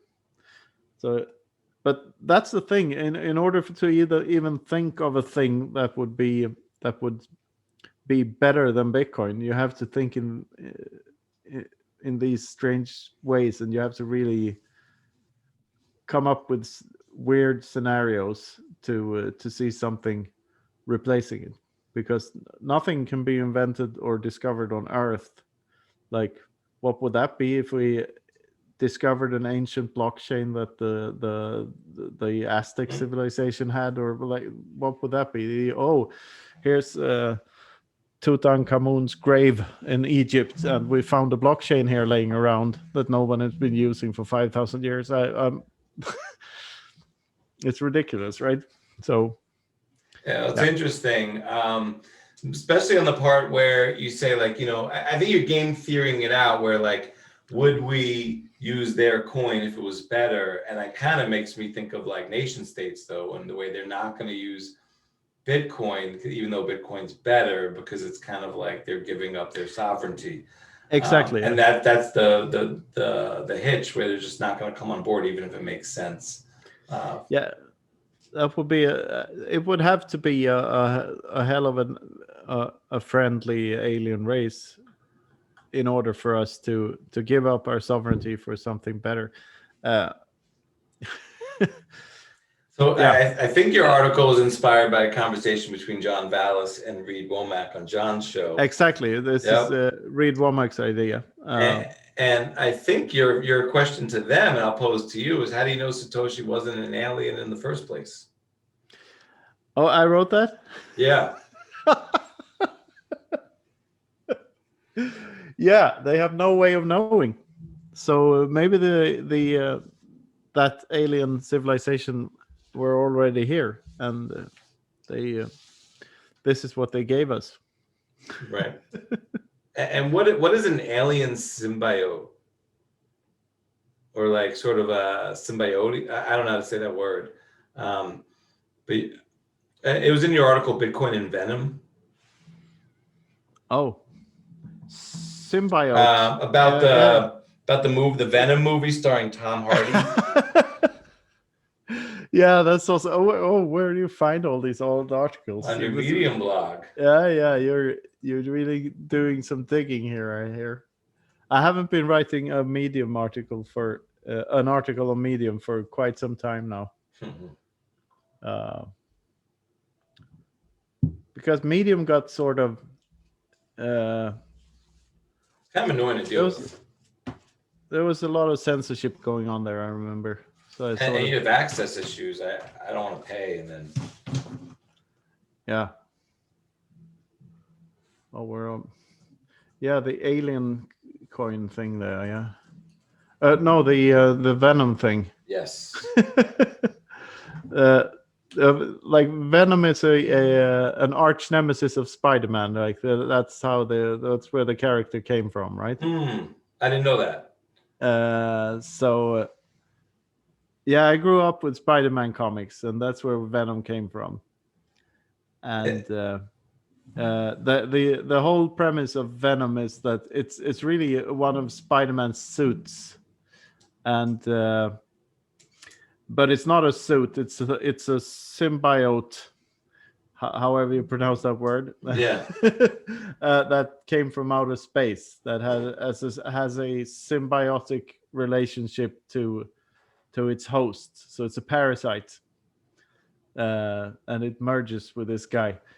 And I really can't remember the connection I drew between the Venom and Bitcoin. Yeah. So in the movie, Tom Hardy plays a reporter named Eddie Brock, and Eddie stumbles into a suspicious-looking research facility and gets infected by an alien life form. And the alien. You see the movie? No, I didn't see the movie, but I'm kind of wondering, like, if you could explain what you were getting at here, and whether where's symbiotic with Bitcoin. Symbiotic with Bitcoin, yeah, like, yeah, this is really in line with like Bitcoin changes you more than you can change Bitcoin, or way more, because you can't change Bitcoin at all. But Bitcoin will change you, and you will have a symbiotic relationship with Bitcoin, because Bitcoin can be viewed as a life form in itself as well. Mycelium is a popular metaphor. So you're basically living in symbiosis with this life form that feeds off your incentives. Interesting. Do you think that Bitcoin's price curve will be shaped like an S shape, similar to most new technologies and communication networks, or something else? Oh, did you see that video? Yeah, of Yeah, course. I made a video in which I argue that its adoption curve or its price curve will be J-shaped uh, rather than S-shaped, and that this will go on for quite some time.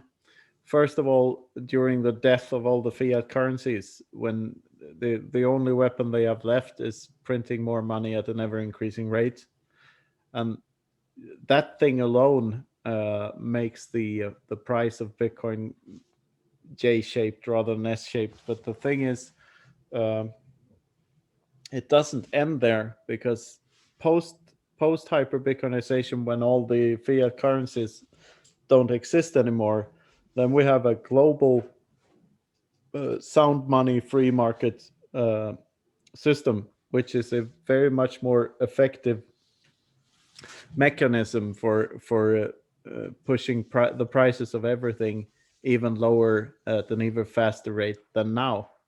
So that, in combination with all the other new technologies, with 3D printers and AIs and stuff, and like we're already approaching zero marginal costs for manufacturing and transporting goods, and so the purchasing power of Bitcoin will go up, and it will go up at an ever increasing rate.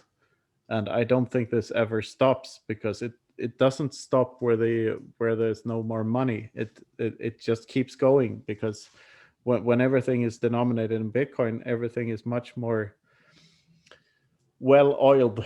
The whole machine is much more well oiled, and it just gets better at an ever increasing rate. So that's a very optimistic thought.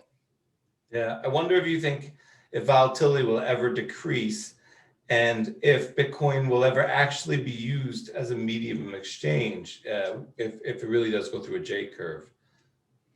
Yeah, that's a very good question. I'm not sure if it ever will be used as a medium of exchange, but I don't think that's necessary. Right. I mean, we or well, of course it will be used as a medium. Well, I'm confusing this with a unit of account. I'm not as sure about the unit of account part. That's the thing. Of course it will be a medium of exchange, but probably and the Lightning networks plays a huge role here, and it will be used for exchanging smaller things and even bigger things. But the real big things, like property in Manhattan and stuff like that, that will be done on chain probably. With Bitcoin as a unit of account. But what I'm questioning is if Bitcoin will ever be a good unit of account, because even after all the fiat currencies have died, if you have a fixed supply, then like the volatility doesn't go away there, because the price of a bottle of milk, for instance, would fluctuate enormously. Drastically all the time. I see what you're saying on the J shape. Wow. Okay. I interpreted your work as saying, maybe it would never be medium exchange based on the J-shaped curve. But that I interpret a lot of your other work as that unit of account is the most important thing. And I think unit of account is the most important thing to me in the way I think about Bitcoin. I contradict myself. I do, but which is fine, But that's like if I get a better idea, I discard the old idea, and I try to evolve. That's great. But I really think it was interesting. Your ideas that I just recently read made me question whether it would be a medium of exchange, and I don't think that's even important per se to Bitcoin's future. No, I don't think it's important at all. But I think unit of account is the most important feature to me, at least in the current environment, in terms of I think it makes me low time preference. But no one uses it as a unit. Well, of account. I do. You do? I do, and that's why I think that's why I'm just perplexed. But when we started when I look at a house, my house just got way more expensive in Bitcoin terms. Not the house I'm living in, meaning like it would take me, meaning it was, it used to cost 50 Bitcoin for a house. Now it costs 5 Bitcoin for a house. Yeah. And so now it's harder for me to get that kind of Bitcoin to buy a house. So I see how purchasing power is already inflated ridiculously with Bitcoin and deflated or decreased with my other with fiat and my other units of account. But also in terms of like when you were talking about like, oh, when I think about what did Michael Jordan get paid? Well, it's like, well, in 1984 he got 30 million, but that would be worth 55 million now. Well, that's a ridiculous way to count money. You know, so like I'm starting to think of like how much does that stove cost? Well, that's 100 satoshis, or that's a million satoshis or whatever it is. Yeah, but a money that does the complete opposite is also a ridiculous unit of account. The dollar. No. A money that does the complete opposite of what the dollar does, which is Bitcoin, is also ridiculous because you would be saying, oh, Michael Jordan made this and that many satoshis a year. That's worth this and that many satoshis now, because the satoshis will go up in value indefinitely, just as fiat goes down in value indefinitely. Because the way I view it is like the more expensive the money is to I'll start from the other side. The cheaper the money is to produce in comparison to every other good and service, the more expensive every other good and service becomes. Right. And but the opposite of that is also true, which is the more expensive the money is to produce, the cheaper every good and service becomes in comparison to that money. And but that makes sense to me. Yeah, and producing new Bitcoins gets more expensive over time, and this never ends. At the year 2140, it will be almost infinitely past that point. It will be almost infinitely expensive to mint new Bitcoins, because what you would have to do that is you would have to bribe enough people to run their nodes, signaling that they would change the protocol and change the $21 million. But a world where the price limit. of a pencil goes down makes sense to me. Or a world where a cost of an accountant goes down makes sense to me, because a world where like the cost of a pencil goes up, you're like, well, is the pencil better? Does it write better? Does it? But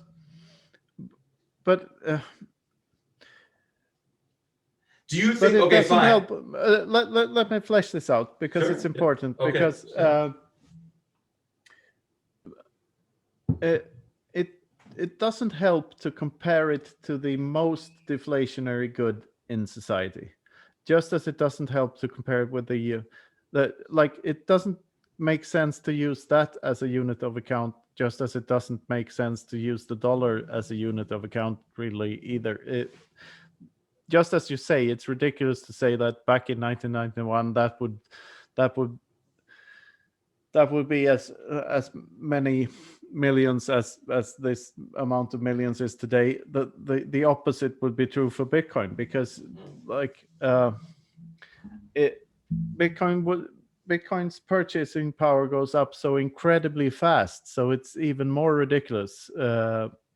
Right, but the underlying equation is 1 + 1 = 1. So it's deflationary, but like you can make sense of it. Yeah, this costs less because we're better at making it. Yeah, and or we make it faster. It's I think it may be useful as a unit of account for some time. Well, what I'm getting at is like it makes sense that prices can change. But why should someone who's not as good as Michael Jordan be getting paid more?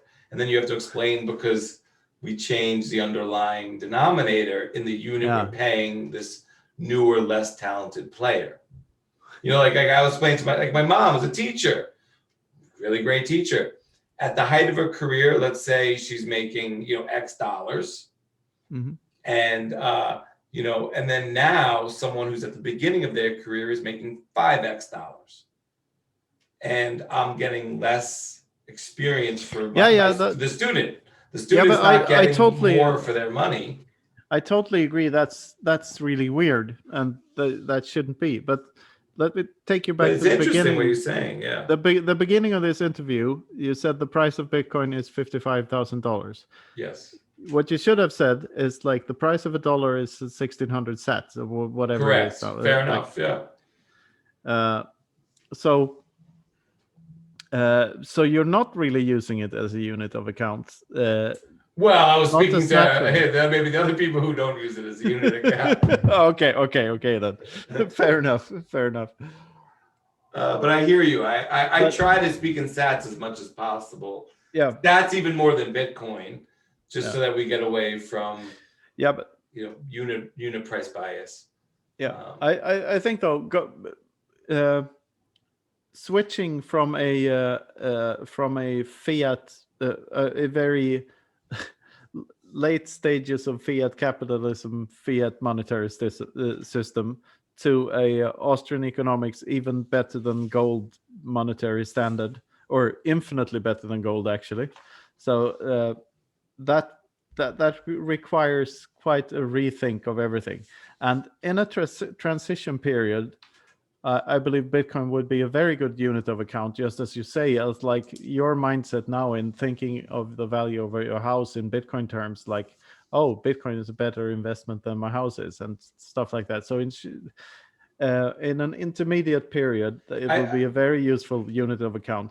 But when the state level FOMO and everything kicks in and it gets really fucking weird, and we have to rethink everything, which is a point that inevitably comes at some point in time, then like cows might be a better unit of account, or or gold, or whatever, some other denominator that is.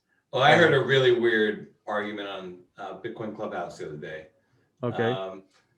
So this person was arguing. It was a Bitcoin maxi, but they were arguing. This was a very strange argument. They were arguing that, let's say 30 years go by, we're still transitioning from Bitcoin from the US dollar to Bitcoin. And in 30 years, Dogecoin will have lower inflation than the dollar.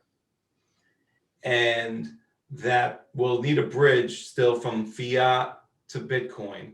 Because Bitcoin is deflationary, no one would want to loan in it. No one's going to want to count in it. And you might have to work your whole life to get a Satoshi at that point.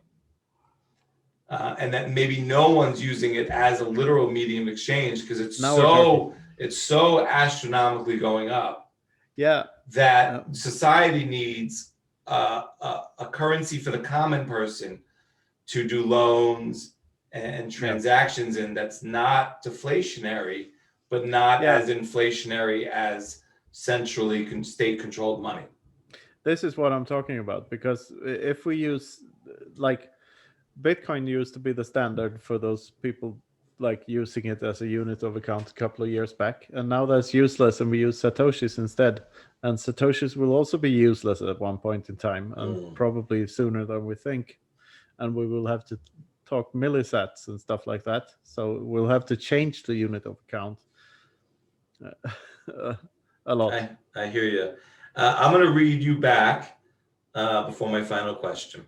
The excitement of us so-called Bitcoin maximalists is not primarily because of the enormous gains that the maximalist attitude has granted to those of us that hopped onto the freight train early enough have been blessed with.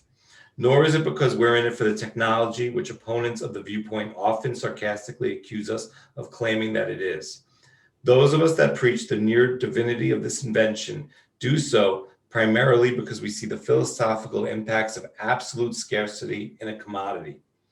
The idea of a functioning solution to the double spending problem in computerized money is too great an achievement of humanity to be ignored. The world-changing potential of this invention cannot be understated, not in the long run. The more you think about it, the more the thought won't give you any peace of mind. If this experiment works, if it's real, it will take civilization to the next level.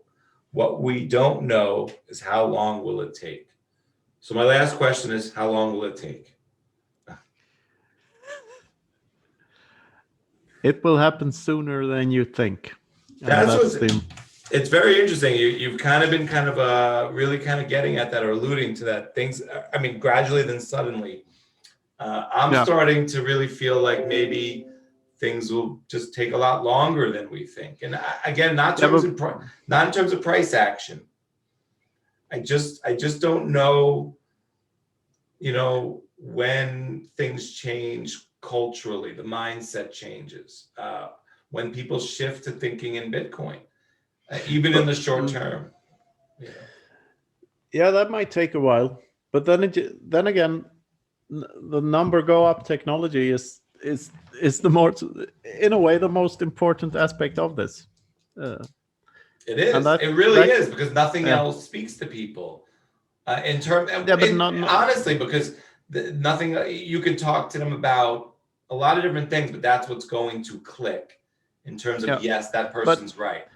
What we were talking about before about like the travel restrictions. That's the weird thing, is that there's a point here. There's an actual point where we not only can but need to buy a private jet to go to the US, because the old system won't be there for us anymore. Right. So you see where I'm getting at. This sovereignty we keep talking about, it only comes from becoming shit rich, right? In fiat terms. That's the name of the game here, and that might sound horrible, but it's the only way out of slavery. Yeah, in a way. I really hope everyone comes along for the ride. Yeah, as many as possible, at least. Right, and it gets as maybe more individuals get less rich individually because they, more people buy Bitcoin. You can have a little less, but then more of your family, your cousins, your friends, partake for themselves, rather than a few individuals trying to get build a large enough life raft for everyone. Just because, not from a selfish perspective, but from an awakening perspective. Yeah, an altruistic perspective. Like, I just hope as many normal people as possible are able to front run all the, or leapfrog all the. No, front run is the word. The leapfrog is another. Front run all the nation states and all the corporations now before, like. That's why I got so mad at Elon. I got so mad at Elon Musk because he was, pumping Dogecoin, and it's like, you have an opportunity to help people here. Yeah, but he's just trolling, right? This is just trolling, but it's at people's future lives are at expense. Yeah, but and I can understand that. And they're going to get Bitcoin at the price they deserve, and I understand. But if you don't get that Dogecoin is a joke. I get it. Maybe you deserve it. Like, and maybe that's the first touch, and they make money on Dogecoin, or they get destroyed in Dogecoin, and if you even do it wasn't him being honest with people. Yeah, no, but like, just do a tiny bit of research into Dogecoin, and you can see that the inventor of it explicitly said that. I know, but the people he's speaking to are not going to do that work, and that's to their own detriment. I get that. Yeah, but then he didn't have then to it's a valuable lesson. It is a valuable lesson to them. People need to just not follow. Like, we're so now. This ties into the beginning of the conversation with the secularization thing and because that's the problem with people. They think that they need to follow a thought leader of some kind, and they're afraid to think for themselves. And this is the problem. And in that sense, I think that Elon Musk should promote Dogecoin as much as he likes, because the only way for people to learn is through their own mistakes. Well, I agree. He should do it as much as he likes, but I don't know why he likes pumping a shitcoin, and when he could have an opportunity to do something more altruistic. Yeah, it's a weird, perverted sense of humor. I give you that, and it's not something. And it makes me question the other things he's doing with the technology in his company. Because I like being on the forefront of technology. I want technology to do great things in the world. Yeah. But if one of the people who are the greatest technologists in the world is going to fuck around with people, for some shits and giggles, it's like, well, I don't know what's going on with it. That's why I like not having to buy stocks, and I like having Bitcoin, and I like not having to have my future tied to Tesla stock. But he gave away he sold a flamethrower at one point as well, right? With the Boring Company. Okay. Did you see that? No, I don't remember. So like he does all sorts of weird shit. Yes, he does, which is great, which makes me think maybe again questions the actual engineering and technology, or is it more marketing? Because he seems like a great salesman too. Well, he's a great technologist, but he's a really great salesman. I mean, a Tesla. If you buy a Tesla, you have it for 5 years. You need to change the battery, and that costs like 75% of the whole car, right? Wow. So it's weird. Do you think we're going to be able to buy Tesla for 1 Bitcoin one day? For 1 Bitcoin, that's too high. Fair enough. So in that scenario, is that because Tesla had to divest over time of their current Bitcoin holdings? Well, you can buy a Tesla for Bitcoin. No, I meant the whole company. Oh yeah. I said that at some point, right? Yeah. That was a tweet. At one point in time, someone will buy the entire Tesla company for one Bitcoin. Yeah. What led me to this was like Bitcoin has, and this is very long-term thinking, and like Bitcoin has more longevity than Tesla does. That's the basic argument, and all Bitcoins will be at one point in time. There will only be 1 Bitcoin left because all the others would have been, all the keys are lost or whatever, or boating accidents everywhere. Like there is a point in time where this ends. Since they're finite, there's an end point. And that's the point I was trying to make. And I think I talked with Jeff Booth about this. Mm-hmm. Or someone like that, and they didn't agree. Like, no, Tesla has a shit ton of Bitcoin. They will keep them forever. This is where I heard you discussing this. Yeah, the tweet that you put up, and then further discussing it. And my point is that since Bitcoins are finite, there's an end point to them. And there's a point in time where there's only 1 Bitcoin left. And if there's only 1 Bitcoin left, that Bitcoin will definitely buy you the Tesla company at that point in time, if they even exist, which I don't believe they will. I mean, companies pop up and die all the time. And Tesla might be here for 500 years. Bitcoin is here for way, way longer than that. Yeah, I think that speaks to that. I think that no state or company will actually be able to truly hold or hodl Bitcoin over long periods of time. They'll need it to spend, or it'll become cash flows. It'll be Bitcoin flows. Yeah, they'll need to buy they'll need to build a fucking cathedral that will stand for 2,000 years now, and like engrave the private keys somewhere in the catacombs or something, because they need to like be much more long-term thinking than they are now. Everyone needs to.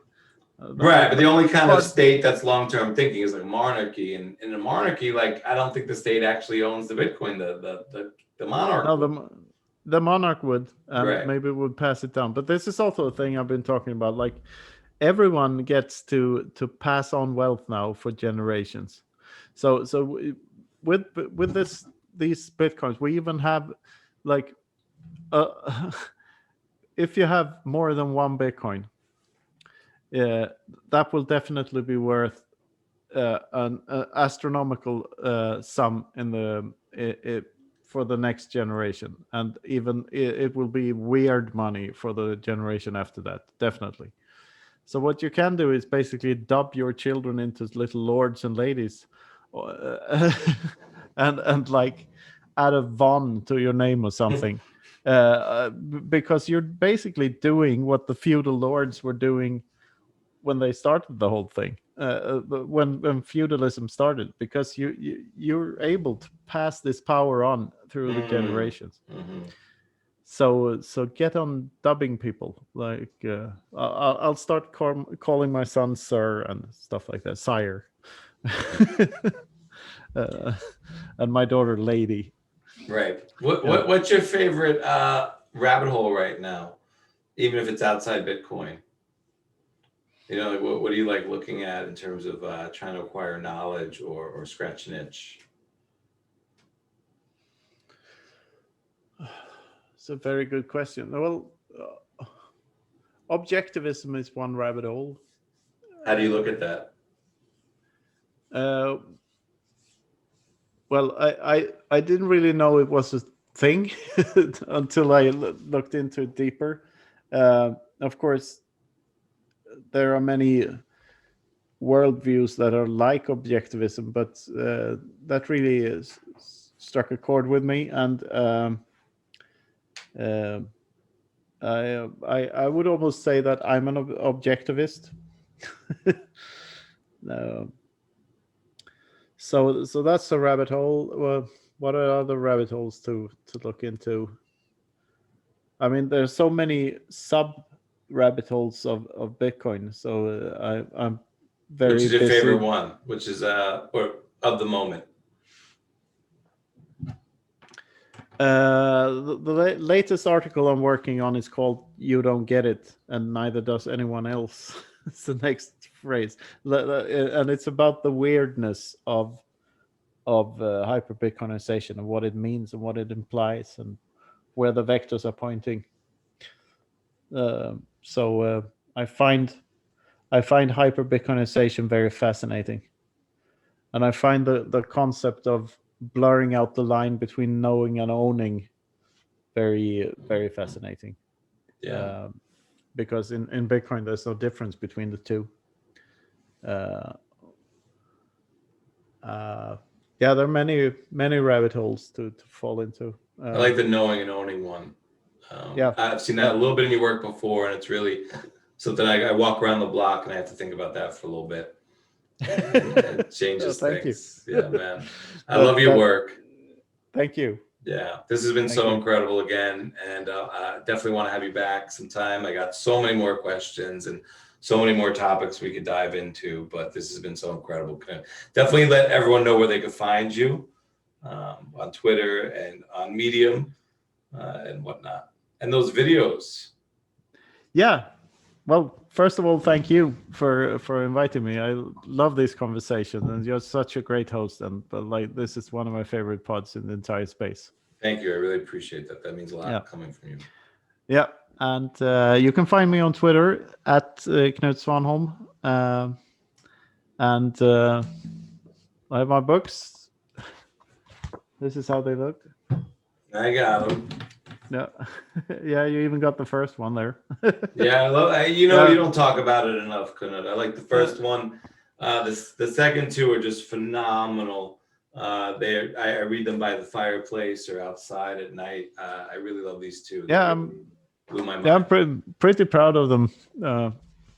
They are, but this year I've been working on articles mostly written for Citadel 21 magazine, and the latest one about the separation of money and state is in Bitcoin magazine.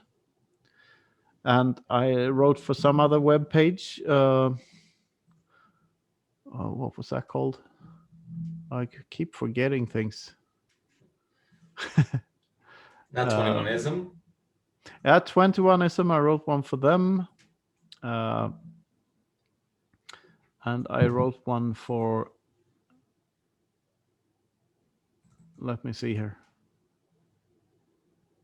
Yeah, I wrote one called Free Money Isn't Money, which is a longer article. So if you haven't checked that out yet, you should. I'm embarrassed to say I haven't seen that one yet. It's I wrote for a website called BitRawr, BITRAWR. Yeah, I think that was a big premise of what you were talking about with Jeff Booth on Princey's show. And I've heard you talk about this a little before, but just money is increasingly more and more free to print, and how it devalues everything else. And I'm looking forward to that article as well. Yeah, just share the link in the chat there. Awesome. So I have a feeling I'll read that and invite you back right away. Yeah, why not? Yes, and we're working on these videos with Joni Appelberg and Guy Swan. Maybe you should, like, if you want me on again, maybe you should have me on with Guy and Joni. That sounds wild. Because I was just thinking about Joni today. Yeah, he's so underrated. I mean, he's a phenomenal animator. Yeah. And he's been doing videos of his own for years, and they're really good. And he's been collaborating with Jimmy Song and Saifedean and a lot of big names in Bitcoin. And I'm so happy to be working with him because, like, I get goosebumps every time I see the one of his videos of my stuff for the first time. I mean, it's just thrilling to be doing this. Who would have thought? Yeah, the videos are fantastic. I think that's a great idea. I'm going to shoot out an invite to the three of you right after this. Thank you. Yeah. Well, we've never done anything as a trio in terms of interviews or stuff like that. And Joni needs to get out more. He does. Yeah. I'd like to hear from him. The videos are incredible. And the trifecta of talent involved really kind of gives some synergistic effects to it. So, this has been so incredible. Yeah, and it keeps me on my toes. I need to I need to keep my writing really sharp just to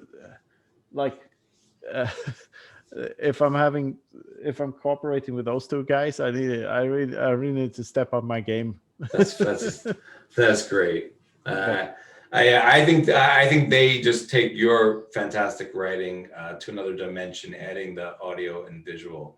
Is fantastic. It really just makes it three-dimensional, and some of the videos I share a lot. So I really appreciate it. This has been incredible, Knut. So much. Yeah, Can't wait to have you again. Knut Svanholm on bringing real digital value to the physical world, atheism, and the separation of money and state, right here on the Bitcoin Matrix podcast. And thank you for listening. If you dig the chats, make sure to subscribe, write a 5-star review, and share the link with your friends and family. Keep learning and keep stacking. This is Cedric. Peace.